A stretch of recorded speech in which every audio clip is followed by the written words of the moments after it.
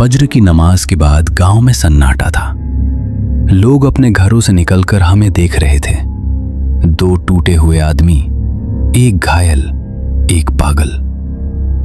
हम साईं करीम बख्श की झोंपड़ी पहुंचे, लेकिन वो जैसे हमारा इंतजार कर रहे थे। तुम कुएं में कुछ छोड़ आए हो, वो तुम्हारे साथ आएगी। मैंने उसे खंजर मारा था। तुमने उसके एक सीने में मारा। नीमा के 100 चेहरे हैं, अब वो गुस्से में है और भूखी। उसने मेरे चेहरे को छुआ। तुम्हारी रूह नीली हो चुकी है। उसने तुम्हें छू लिया है। बचने का एक ही तरीका है, कुर्बानी इंसान की। मैं तैयार हूं। उसने अपनी कमीज उतारी। उसकी पीठ पर नीले निशान थे। जब सआद नीचे था, किसी ने मेरा गला दबाया। वो मेरा पोता इमरान था। इमरान? मैंने उसे खुद जिंदा दफनाया था, क्योंकि वो वापस आया था। लेकिन वो नहीं था। मैं अपने ही पोते का कातिल हूं। मेरी कुर्बानी जरूरी है। हम तीनों कुएं के पास खड़े थे। जब तुम नीचे जाओगे, नीमा तुम्हें पहचान लेगी।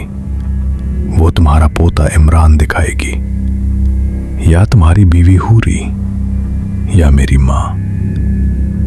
जो भी दिखे उसे मत पहचानना। सिर्फ अपना खून दो, अपनी जान दो, और जब तुम मरोगे तब नीमा को लगेगा कि उसने काम कर लिया। वो लौट जाएगी पुरानी दुनिया में, किसी और सूखे दरिया में। लेकिन वो हमेशा के लिए नहीं जाएगी, बस कुछ साल के लिए। कुछ साल की शांति काफी है। उसने रस्सी पकड़ी। ज़ैनब का ख्याल रखना। कौन? मैं? वो तुम्हारा इंतजार कर रही है। और वो नीचे उतर गया। रस्सी 20 फुट, 30, 40, फिर रुक गई। कुएं से नीला धुआं उठने लगा।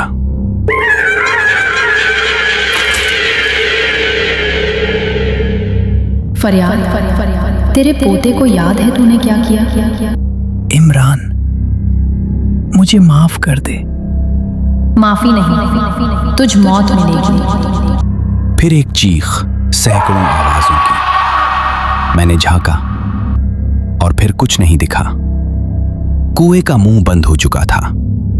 फरियाद वापस नहीं आया। हो गया, वो चली गई कुछ सालों के लिए। बस कुछ साल? साद, ये इंसाफ नहीं, ये सिर्फ समझौता है। सूरज निकल रहा था। लोग घरों से निकल कर आए।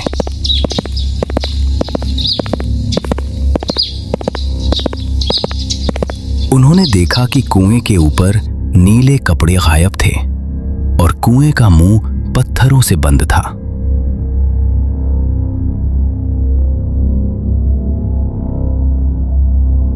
सआद अकेला खड़ा था कुएं के पास। उसके पास ज़ैनब आई।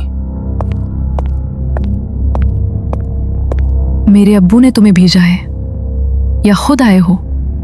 मैंने उसकी तरफ देखा। उसकी आंखों में वही सुकून था जो फरियाद की आंखों में था आखिरी रात। और मैंने महसूस किया कि मेरी रग में वो नीलापन रुक गया है। अब वो नहीं बढ़ रहा था, वहीं रुक गया, मेरे दिल के पास। मैं खुद आया हूं। तुम्हारे अब्बू, वो शहीद हो गए, लेकिन उन्होंने नीमा को कुछ सालों के लिए रोक दिया। कुछ साल? तो फिर वो वापस आएगी? मैंने कुएं की तरफ देखा।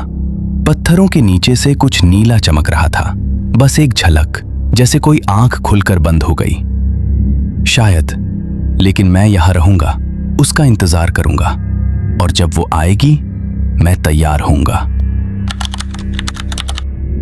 मैंने ये कहानी अपने अखबार में छापी। किसी ने यकीन नहीं किया। सबने कहा, साथ तुमने बहक कर लिखा है। मगर मेरा गला अब भी नीला है।